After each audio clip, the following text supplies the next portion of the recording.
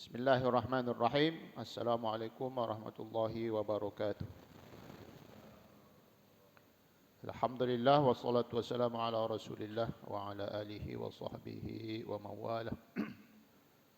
Qalu subhanaka la ilma lana illa ma 'allamtana innaka antal alimul hakim. Shadaqallahu azim. Pertama-tama mari sama-sama kembali bersyukur kepada Allah Subhanahu wa taala. Subuh pagi hari ini kita dalam keadaan sehat walafiat. Mudah-mudahan dengan sehat kita dapat kita beraktivitas, beribadah dan bekerja. Mudah-mudahan semuanya dicatat sebagai amal soleh kita di Allah Subhanahu wa taala. Amin ya rabbal alamin. Berselawat kita kepada Rasulullah sallallahu alaihi wasallam. Allahumma shalli ala sayidina Muhammad wa ala ali sayidina Muhammad. Bersalam kita kepadanya. Assalamualaikum ya Rasulullah. Mudah-mudahan kita yang senantiasa berselawat dan bersalam kepadanya mendapatkan syafaat. يقول سبحانه وتعالى في القرآن العظيم أعوذ بالله من الشيطان الرجيم بسم الله الرحمن الرحيم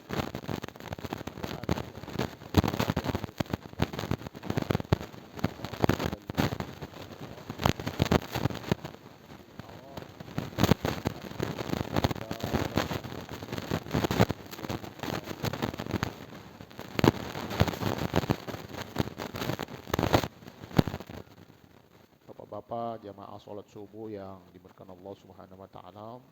Alhamdulillah selesai kita sholat subuh berjamaah. Mudah-mudahan sholat subuh kita diterima oleh Allah Subhanahu wa taala. Alhamdulillah kita berada di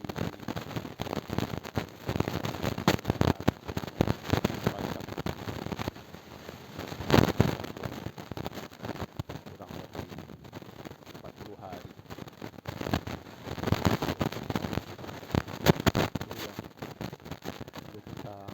Lakukan adalah persiapan terus meningkatkan kualitas iman takwa kepada Allah Subhanahu wa taala di bulan Rajab, bulan Syawal dan Ramadan.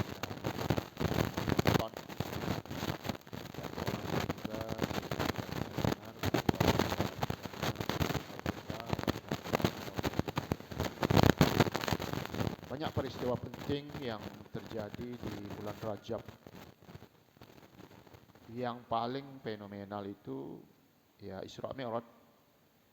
Tapi sebenarnya banyak peristiwa lain yang juga pernah terjadi, baik itu di zaman Rasulullah maupun di zaman sahabat dan lain sebagainya.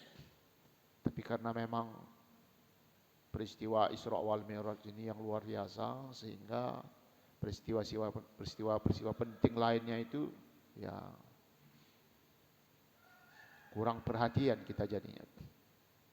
Kami coba mengumpulkan beberapa poin dari peristiwa-peristiwa itu, paling tidak juga memberikan satu wawasan tambahan buat kita untuk melihat bahwasanya di bulan Rajab itu banyak peristiwa yang luar biasa terjadi, terutama untuk kita orang-orang yang beriman kepada Allah Subhanahu wa taala. Yang pertama adalah memang berkaitan dengan Isra wal Mi'raj. Kemudian yang kedua berkaitan dengan Allah menetapkan wajibnya solat 5 waktu. Itu di bulan Rajab juga. Karena memang berkaitan dengan peristiwa Isra wal Mi'raj. Kemudian juga ada yang penting di bulan Rajab itu adalah terjadinya perang Tabuk yang terjadi di tahun 9 Hijriah. Atau kalau Masehi itu 630 Masehi terjadinya. Kemudian perang ini memang luar biasa. Kenapa? Karena mendadak dia. Sehingga perlu persiapan-persiapan. Itulah cerita di saat sahabat mempersiapkan diri di saat perang itu. Salah satu yang dilakukan oleh Abu Bakar. Abu Bakar itu karena terjadinya perang Tabuk itu, di saat itulah Abu Bakar itu menginfakkan seluruh hartanya untuk perang. Kemudian Umar bin Khattab itu setengah hartanya untuk di perang Tabuk itu. Kemudian Utsman itu menyediakan 2/3%-nya alat-alat perang termasuk kuda dan lain sebagainya. Itu peristiwa yang besar sebenarnya di perang Tabuk itu, di saat kaum kafir menyerang kaum muslim. Pada saat itu terjadi juga di artinya Tabuk itu lembah yang luar biasa, yang jaraknya itu 778 kilo dari Madinah. Ini peristiwa-peristiwa yang luar biasa, yang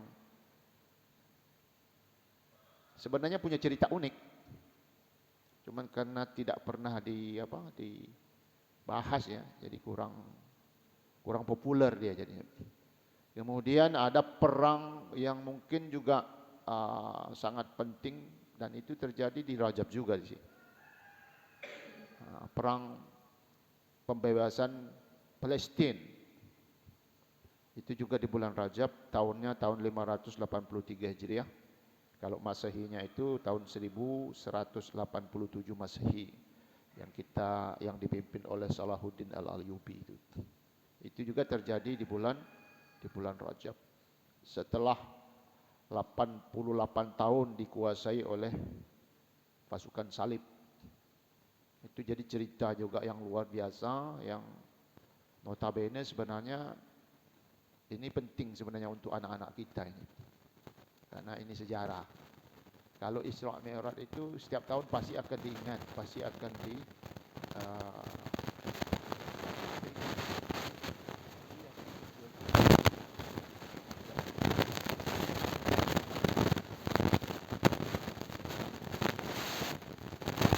kemudian peristiwa yang terjadi di bulan Rajab juga, itu berakhirnya pemerintahan kekhalifahan.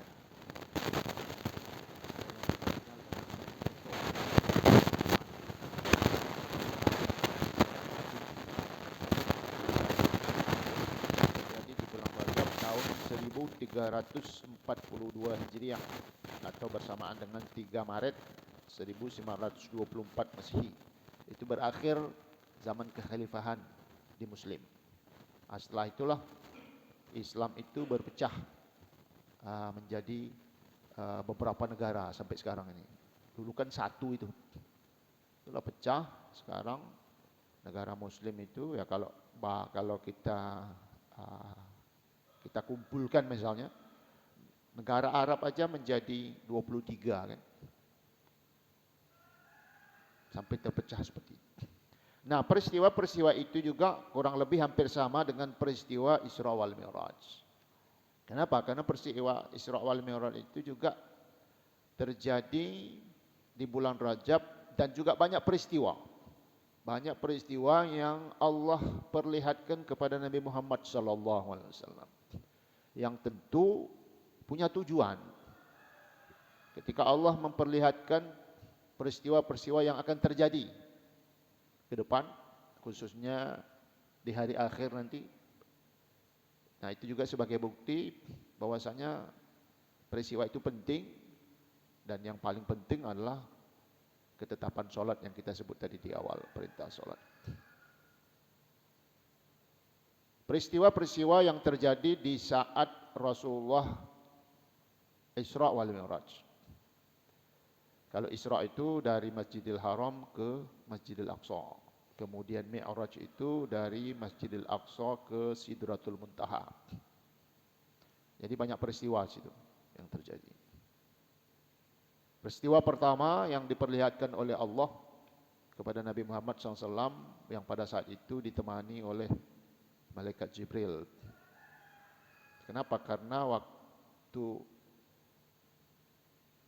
Nabi Muhammad dibawa oleh Malaikat Jibril untuk bertemu dengan Allah, itu diperlihatkan surga, kemudian diperlihatkan neraka. Nah, yang menjadi poin penting itu adalah ketika Nabi Muhammad diperlihatkan isi neraka. Jadi ada beberapa kelompok orang yang diperlihatkan oleh Allah kepada Nabi Muhammad. Yang pertama adalah ada sekelompok orang yang bibirnya itu seperti bibir unta. Dan yang dia lakukan kelompok itu adalah memasukkan api ke dalam mulutnya, kemudian api itu keluar dari duburnya. Kemudian Nabi Muhammad bertanya kepada Jibril, "Wahai Jibril, ini siapa?" Kata Jibril, "Wahai Muhammad, ini salah satu dari kelompok umatmu yang waktu hidup di dunia mereka ini adalah pemakan harta anak yatim." Jadi orang yang makan harta anak yatim nanti di sana itu, di neraka itu, ya modelnya kayak begitu tuh. Yang dia lakukan itu. Jadi memasukkan api ke dalam mulutnya, kemudian apinya keluar dari duburnya. Itu berulang-ulang. Itu peristiwa pertama yang diperlihatkan oleh Allah kepada Nabi Muhammad SAW. Kemudian perjalanan mereka berlanjut, melihat di dalam neraka itu ada apa lagi. Kemudian ada kelompok lain yang melakukan satu perbuatan yang luar biasa. Mereka itu perutnya membesar. Ini perutnya besar, kemudian meledak. Nah itu berulang terus. Kemudian Rasulullah juga bertanya kepada malaikat Jibril, "Wahai malaikat Jibril, ini siapa ini? Orang-orang ini." Kata malaikat Jibril kepada Nabi Muhammad, "Wahai Muhammad, ini sebenarnya juga umatmu juga, bagian dari umatmu. Waktu hidup di dunia, mereka suka makan punya orang, suka makan harta orang lain. Nah ini mungkin salah satu bagi orang yang tak mau bayar zakat nih. Ini masuk di sini. Kenapa? Karena orang yang tak mau bayar zakat, otomatis dia makan punya orang. Karena ada hak orang di situ, di zakat itu. Oleh sebab itu zakat itu diwajibkan bagi orang yang mampu, sudah menyampai nisab dan lain sebagainya. Kemudian terus perjalanan ceritanya, Allah memperlihatkan yang lain pula. Jadi ada kelompok yang Allah perlihatkan kepada Nabi Muhammad SAW, mereka ini disediakan daging. Jadi kelompok disediakan daging, dagingnya macam-macam. Ada daging bakar, daging rebus dan lain sebagainya. Sama kayak kita di dunia ini makannya. Hanya saya dua modelnya, yang satu yang busuk dan satu yang bagus. Ternyata mereka ini memilih yang busuk itu. Pilih yang busuk. Dia tak mau yang daging yang bagus, malah makan yang busuk. Itu berulang terus seperti itu dalam siksa yang diberikan oleh Allah. Kemudian sama kondisinya Rasulullah bertanya kepada mereka, terutama kepada malaikat Jibril, "Wahai malaikat Jibril, ini siapa lagi nih?" Kata malaikat Jibril, "Wahai Muhammad, ini juga bagian dari umatmu. Dan dia waktu di dunia,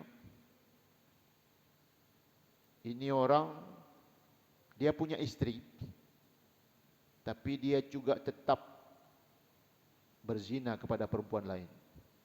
Jadi orang yang berzina ini, ya nanti kayak gini dia di akhirat. Ya, perutnya membesar. Makan daging yang busuk, benanah dan lain sebagainya. Kemudian ada kelompok lain lagi yang ditampakkan oleh Allah kepada Nabi Muhammad SAW, wanita yang digantung. Wanita yang digantung ini ternyata digantungnya itu tidak pakai tali pula. Jadi yang menjadi tali itu adalah payudaranya, digantung. Kemudian juga Rasulullah bertanya kepada malaikat Jibril, "Wahai malaikat Jibril, ini siapa nih mereka ini?" Kata malaikat Jibril, "Wahai Muhammad, ini juga bagian dari umatmu. Waktu mereka hidup di dunia, yang mereka lakukan adalah mereka memasukkan laki-laki ke rumahnya tanpa izin suaminya. Kalau bahasa kita sekarang mungkin selingkuh ya. Ini yang ada, yang terjadi nih. Zaman sekarang kan banyak yang model seperti itu. Nah, cerita-cerita ini yang ditampakkan oleh Allah di dalam perjalanannya Isra wal Mi'raj Nabi Muhammad SAW. Cerita itu Rasulullah sampaikan kepada sahabat, kemudian sampailah kepada kita ini. Apa hikmahnya? Hikmahnya adalah Allah ingin kita ini bisa berpikir bahwa kejadian yang diperlihatkan oleh Allah kepada Nabi Muhammad SAW adalah bagian dari proses kehidupan yang kita lalui ini. Ada mungkin di kita, di antara kita, saudara kita, sahabat-sahabat kita, kawan-kawan kita yang mungkin dari berbagai cerita ini ada terlibat di situ. Itulah pentingnya peristiwa-peristiwa ini disampaikan kepada kawan-kawan kita sebagai menjadi pelajaran. Karena tidak menutup kemungkinan meskipun orangnya sembahyang, meskipun orangnya puasa dan lain sebagainya, tapi kan kalau melakukan hal-hal yang seperti ini, ya kita tahu Allah ingatkan kita lewat Al-Quran, lewat firman-Nya, "May ya'mal mithqala dzarratin khairan yarah wa may ya'mal mithqala dzarratin syarran yarah." Sekecil apapun perbuatan baik yang kita lakukan, pasti Allah akan kasih balasan. Sama ketika kita melakukan satu maksiat sekecil apapun, ya balasannya pun tetap Allah akan kasih. Itu poin penting sebenarnya yang perlu kita sadari berkaitan dengan peristiwa-peristiwa yang terjadi. Dan banyak lagi sebenarnya peristiwa-peristiwa yang terjadi, dan memang momennya itu ada masing-masing. Contoh nanti di bulan Syaban itu ada peristiwa itu. Di bulan Ramadan, di bulan Syawal, di bulan Zulqa'dah, di bulan Zulhijjah, di bulan Muharram, ada semua cerita-cerita penting, ada peristiwa-peristiwa penting yang terjadi. Yang momen-momen peristiwa itu sebenarnya perlu juga buat kita ini sebagai ibrah dalam perjalanan hidup kita. Memang Allah sediakan dua tempat saja di akhirat, satu namanya surga, satu namanya neraka. Jadi tak ada pilihan lain. Nah, kita hidup inilah, saat hidup inilah kita diberikan kesempatan oleh Allah untuk mempersiapkan diri. Kita disuruh beramal soleh untuk memudahkan supaya nanti di akhirat kita aman, tidak terganggu dengan hal-hal yang mengerikan itu. Tapi semua melalui proses. Ada proses. Nah, yang kita inginkan ini adalah kita tidak melewati itu. Kita langsung mendapat keistimewaan dari Allah Subhanahu wa taala. Nah, untuk mendapatkan keistimewaan ini berat.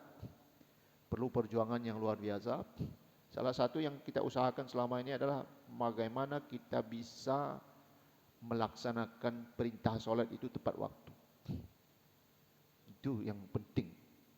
Maka kalau kita bicara ketaatan, dan pernah juga sudah kita sampaikan di kajian-kajian seperti ini, kalau menurut Ibnu Athaillah Skandari dalam kitabnya Al-Hikam itu, sebenarnya kita orang muslim ini tidak perlu susah sebenarnya, tidak perlu repot. Ikut aja apa ingin Allah. Contoh ketika Allah suruh solat, solat. Ketika Allah suruh kerja, kerja. Ketika Allah suruh puasa, puasa. Ketika Allah suruh berzakat, ya udah berzakat. Pokoknya gitu aja modelnya. Kalau kita bicara ketaatan ya, apa yang Allah suruh buat, itu lebih aman sebenarnya daripada kita disuruh sholat tapi kita masih kerja. Ketika kita disuruh kerja kita juga masih sibuk sholat dan lain sebagainya. Nah, ini yang ya kita punya alasan memang, tapi berlawanan dengan keinginan Allah Subhanahu wa taala. Coba kita lihat khusus berkaitan dengan Jumat itu. Kan ada ayat khusus itu di surah Al-Jumu'ah. Bismillahirrahmanirrahim. Ya ayyuhalladzina amanu idza nudiya lis-salati min yaumil jum'ati fas'au ila dzikrillahi wa dzarul bai'. Dzalikum khairul lakum in kuntum ta'lamun. Wahai orang-orang yang beriman, idza nudiya lis-salati min yaumil jum'ah. Kenapa Allah kasih contoh hari Jumat? Kenapa? Karena hari Jumat hari paling baik di antara sepekan. Memang hari Senin juga baik, hari Selasa baik, hari Rabu baik, hari Kamis baik, Sabtu Ahad. Tapi Senin itu kepalanya, Jumat itu kepalanya hari. Artinya tuannya, komandonya. Jadi kuncinya kalau hari Jumatnya bagus, yang lain akan ikut bagus insya Allah. Tapi kalau hari Jumat saja kita udah repot, ada kemungkinan hari lain juga akan ikut repot. Maka bahasa Allah itu simple sebenarnya. Wahai orang yang beriman, iza nudiya lis-sholati min yaumil Jumat. Kalau udah dikumandangkan panggilan untuk sholat Jumat, artinya azannya udah ada. Nah, kalau kita kan ada dua model sholat Jumat kita itu. Ada azan 2 kali, ada azan sekali. Nah, kalau kita buka fikih, yang disebut di sini nudiya lis-sholati min yaumil Jumat ini adalah azan terakhir itu loh. Azan sebelum khatib naik mimbar. Jadi bukan azan pertama, azan kedua. Kalau yang menggunakan 2 kali azan. Jadi ketika azan kedua ini, itu ya kalau kita khususnya para laki-laki yang sudah mukallaf, yang berkewajiban terhadap kewajiban dirinya yang ditetapkan oleh Allah Subhanahu wa taala, ini udah kalau bahasa Ibnu Athaillah Skandari itu udah, kalau udah azan itu udah tinggalkanlah. Tinggalkan. Udah, yang penting pergilah ke masjid untuk menunaikan kewajiban, yaitu perintah sholat Jumat. Fas'au, maka digunakan bahasa fas'au, bergegas, cepat pergi ke masjid. Ila zikrillah. Nah, kata ilahnya itu kan zikrillahnya itu nanti pas di masjidnya. Wa dzarul bai', tinggalkan jual beli. Jual beli itu ya cari harta. Ya kita kerjakan cari harta juga. Wa dzarul bai', tinggalkan. Dzalikum khairul lakum in kuntum ta'lamun. Itu paling baik kata Allah kalau kamu tahu. Nah, tentu ada pertanyaan satu, apakah orang yang tak pergi menunaikan sholat Jumat itu, apakah dia ini tahu atau tak tahu? Kenapa? Karena bahasa ayatnya, dzalikum khairul lakum in kuntum ta'lamun. Jadi datang ke masjid untuk sholat Jumat itu lebih baik kalau kamu tahu kata Allah. Nah, sekarang orang yang tak begitu tidak tahu mungkin ya, atau tahu apa pura-pura tak tahu. Ini tak tahu juga kita kan, payah.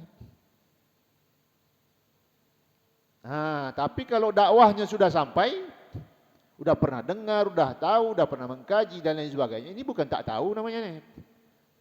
Ini namanya tak mau. Nah, itu satu poinnya. Kemudian lanjutan ayatnya coba. Fa idza qudiyatis salatu fantashiru fil ardi wabtaghu min fadlillah. Kalau dah selesai solat, karena masih berkaitan dengan dua ayat ini masih nyambung dia. Kalau solat Jumat dah selesai, fas'au. Kalau tadi fantashir. Kalau tadi fas'au, kalau yang kedua ini fantashir. Wazannya sama. Jadi sebenarnya Allah pun, ya kalau kita bahasa fa itu kan perintah yang harus langsung dikerjakan. Karena dia tidak menggunakan thumma. Dia menggunakan fa. Fas'au. Fantashir. Perintah itu mesti langsung ditunaikan. Fantashiru. Kalau dah selesai salat, cepat pergi. Pergi apa? Pergi cari yang sudah Allah sediakan. Apa yang Allah sediakan? Wabtaghu min fadlillah. Jadi setelah salat Jumat itu Allah turunkan hal-hal yang memang dibutuhkan oleh manusia. Rezeki, nikmat dan lain sebagainya itu. Cuman kan kita ini kan punya alasan masing-masing. Habis sholat Jumat masih ada berleha-leha di masjid kan? Bang, kok enggak balik kantor bang? Wah, nyantai hari Jumat. Padahal waktunya fantashir itu loh. Waktunya meninggalkan masjid untuk cari kelebihan-kelebihan yang disediakan oleh Allah. Jadi kita ini memang ya dari pagi kita keluar itu cari nafkah itu, cari yang lebih-lebih itu loh, cari tambahan. Nah itu juga ada kaitannya dengan surah Ibrahim ayat 9 kalau nggak salah. Wa idz ta'adzana rabbukum la in syakartum la azidannakum wa la in kafartum inna adzabi lasyadid. Artinya itu juga bagian dari syukur sebenarnya.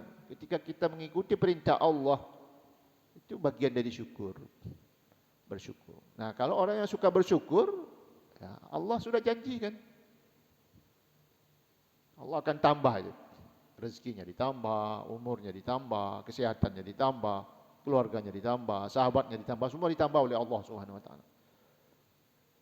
Nah, jadi kalau kita kembali kepada apa yang disampaikan oleh Ibnu Athaillah Skandari dalam kitabnya Al-Hikam itu, memang ya kalau kita masih merasa bahwasanya ada sesuatu yang belum kita nikmati, ada yang belum kita dapati, dan ya kelirunya di kita sebenarnya. Jadi tidak bisa lagi kita menyalahkan Allah Subhanahu wa taala. Karena masih ada kita yang mengeluh kan? Waduh, udah lama Ustaz saya kerja nih, udah 20 tahun saya kerja.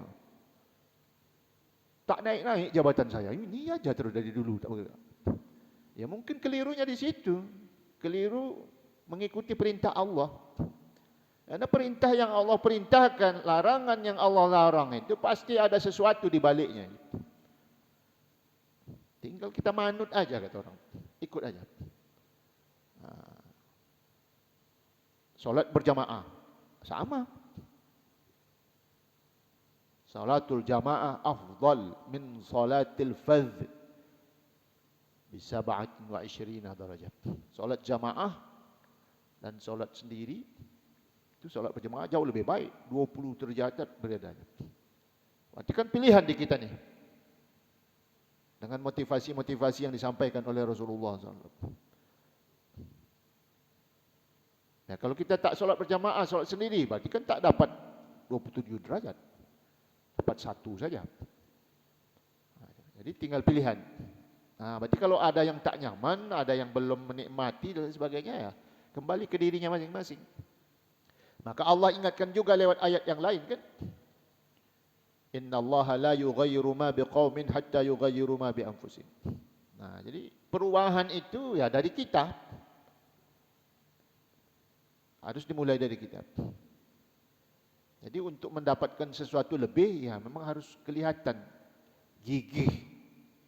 Kalau kata orang kita keringatnya lebih banyak kelihatan. Tapi tak bisa juga menjadi ukuran. Kenapa? Karena ada orang makan aja keringatnya luar biasa. Tak bisa jadi ukuran. Jadi harus lihat hasilnya, proses kerjanya seperti apa, itu yang akan nampak nanti dari hasil. Jadi tetap pada poin penting kita adalah ketika Allah suruh solat, solat.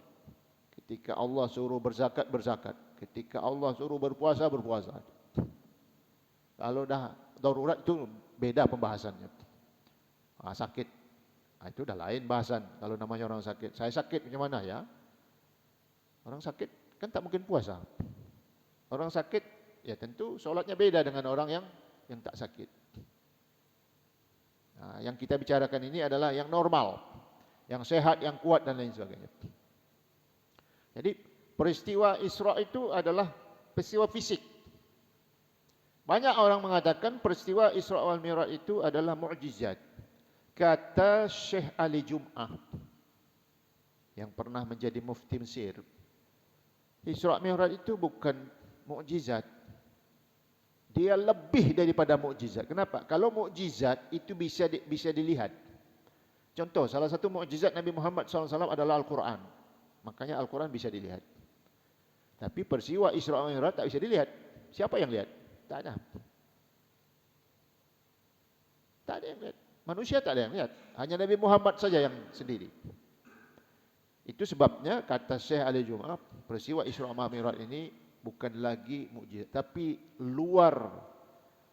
luar mukjizat, sudah melebihi dari mukjizat. Itu luar biasa. Karena tak bisa disaksikan oleh manusia. Dan tak akan pernah terjadi lagi. Itulah peristiwa itu sekali saja.